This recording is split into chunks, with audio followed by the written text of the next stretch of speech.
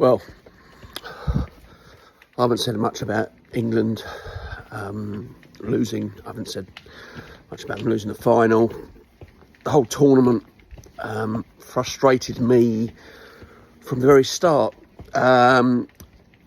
England had by far and away, and I mean by far and away, the greatest 10 attacking players in the tournament as a group. Only Kylian Mbappe walked into the England squad out of all the other attacking players. We had every other coach in that tournament would have swapped their attacking players for ours. Absolutely. Not a single coach would have gone, blimey, I don't want them. So we had the most talented group of attacking players available to be used by Gareth Southgate. My issue comes with, and I like what Gareth Southgate's done for English football. I applaud massively. I mean, I was 15 years old before I even saw England kick a ball in a tournament. The 1982 World Cup was the first time I saw England kick a ball. So, he's taken us to semi-finals, finals. It's amazing in comparison to what I was served up with as a kid. My two sons have been spoilt in comparison. So, sorry, I'm just walking home, so I'm looking for traffic. But he was blessed with an abundance of talent. I mean, we left players at home that would have walked into nearly all the other sides in the competition. Grealish. I mean, Sterling didn't get in the squad, and he was England's best player at the 2021 Euros, 2021. When we got to the final against Italy, he was England's player of the tournament. So we had a plethora. I like the word plethora.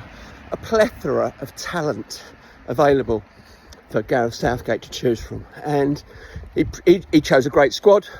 Nothing wrong with choosing that squad. He was a little bit hampered on the left side because of fitness and whatnot, but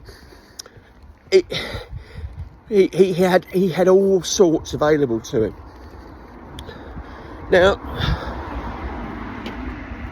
our only real weakness everyone saw was a defence. We didn't have the greatest defenders. Jordan Pickford's a decent goalkeeper, and there's a couple of decent defenders. I mean, Carl Walker's outstanding on his day. But if you're playing football, you look at what you've got and go, right, we're going to make the most of the ones that we've got.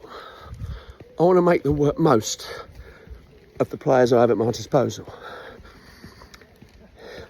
You devise a game to make the most of the talents you've got.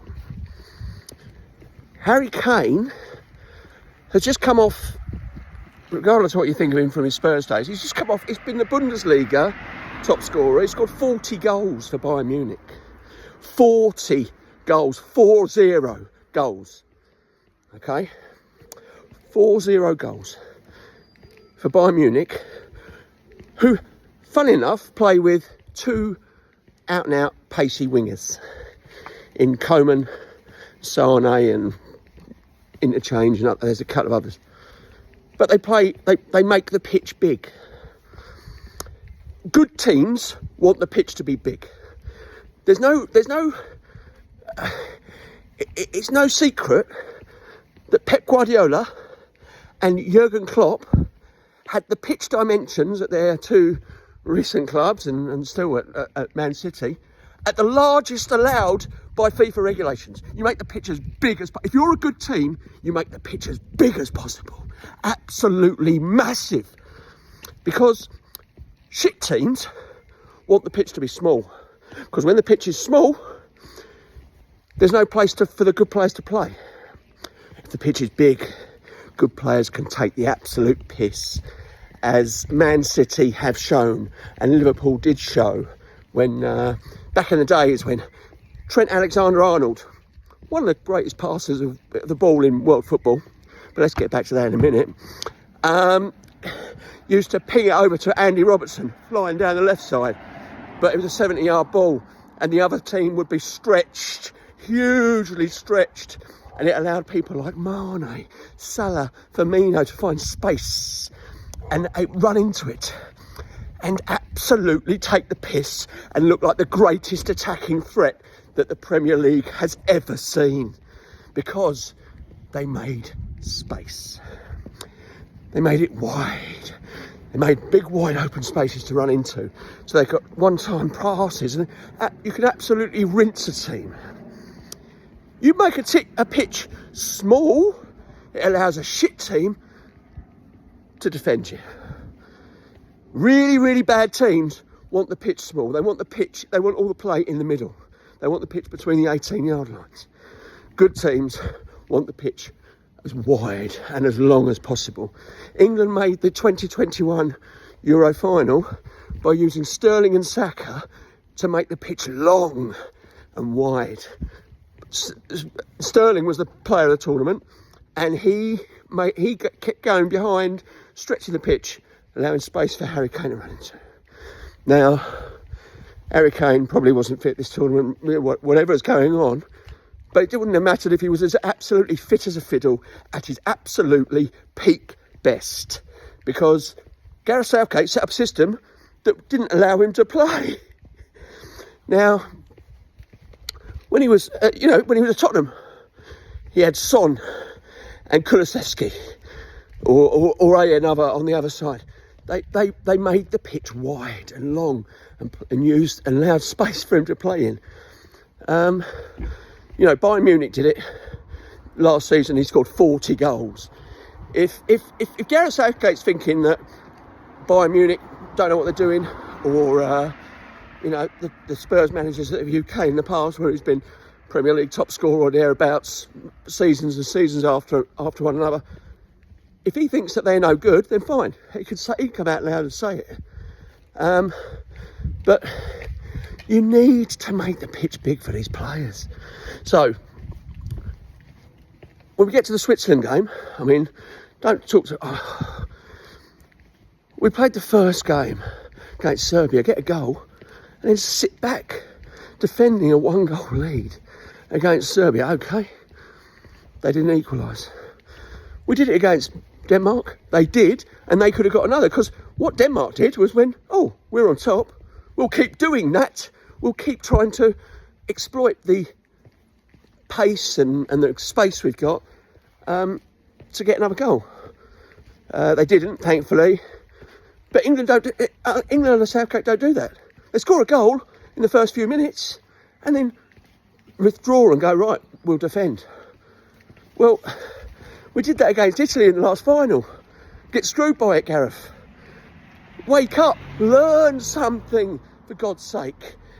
We scored after 2 minutes against Italy in the 2021 final. We could have absolutely ruined them. We were all over them.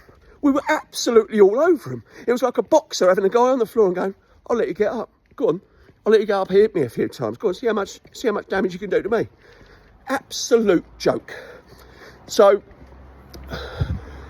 my problem is, he's done so much to lift English football, but he's also done so much to hold it back. It got them playing with a fear once they got the lead. You don't see Man City go a goal up and go, whoa, let's withdraw and stop trying to attack. I mean, it happened in the final. He finally brought on Palmer and Watkins and stretched the game a little bit. We get the equaliser, and then it was like, as soon as they got the equaliser, it was like, whoa, stop doing all the good things that you've been doing that got you on top in the game, and go back into your shell. The fear. Don't be so scared of losing that you're afraid to win. That would be my thing. We have got such an array of attacking talent. For me, the formation that you'd have Cole Palmer on one side and Anthony Gordon on the other, going at people down the wings and getting the ball in. Saka maybe on the right, but I had another position for him. I almost have him as a wing back on the left because again he provides width. You want to make the pitch big for good players, and we just never did it. We just never did it in the tournament, and we've paid the price. And fear is what stopped us winning the Euros. Fear. Unfortunately, that's come down from the manager. Fear of losing. And I know he suffered the worst heartbreak in '96, and I cried when it happened with him. So I understand why he was so scared of losing, but sometimes you've got to be brave enough to win. And I I struggle to understand where he's going. Hopefully, when the new manager comes in, he's got to step aside and allow this super talented group of players to be able to play some football. And that's where it really ultimately we aren't going to get anywhere until we start to play football and play with an abandon and go, right, we'll get a goal, we'll get a second, maybe get a third. There's nothing wrong with getting 3-0 up. It's not illegal, Gareth Southgate. It's not illegal in football to be 3-0 up after an hour. There's no problem. No one's going to lock you up for it. So hopefully the FA will appoint someone with a little bit more attacking now. I mean, I can go into why we haven't got so many English coaches, and I sent them an extensive letter explaining with their structure of stopping coaches coming through.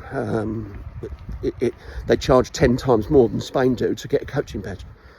So it's absolutely ludicrous. For the same exam, they charge 10 times more.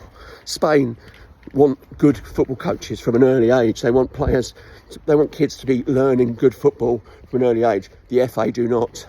The FA have actively stopped coaches from this country.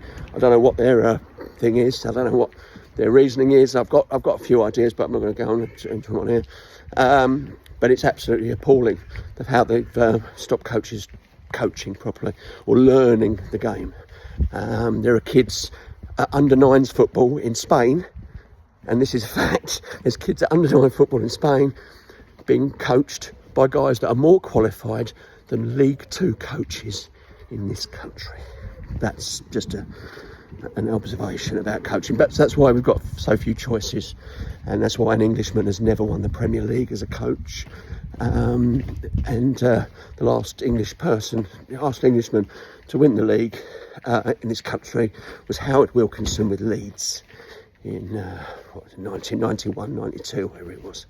Yeah, absolute joke. But look, that's my thought on the whole debacle with England. I need to get it off my chest because I've been sulking all day because I know what we've got, what he's got, and what he could have done. But yeah, just sort of fear has stopped him doing it. Bit of a shame, really. I'm going to go home, but yeah, I need to get it off my chest. Anyway, don't give a fuck if you agree with me or not. That's my thoughts in there. It's there on, forever. So that's my take on it. Stretch the game, make the pitch big, use your wingers, get chalk on your boots, get crosses in to people like Kane and Bellingham. Look how good that goal was in the first game, where they actually got a cross into Bellingham, diving header. Oh, how happy were we? Do you know what I mean? You can make people happy with a good cross in the box and a good header. Because Alan Shearer was pretty good at it. We had Paul Mariner back in the day. We've had some good players in this country who know how to be centre forwards. And I love watching a good cross and someone meeting it with a beefy, meaty man's header. Absolutely big boys header. I talk my boys about big boys headers. And when you see one, you know one. Me to the head. No bullet, no chance of stopping it. Your Laurie Cunninghams and Cyril Regis used to do it back in the 80s. And as I say, we've got them, but we're not using them. But anyway, that's my thoughts on it. We fucked up because of fear.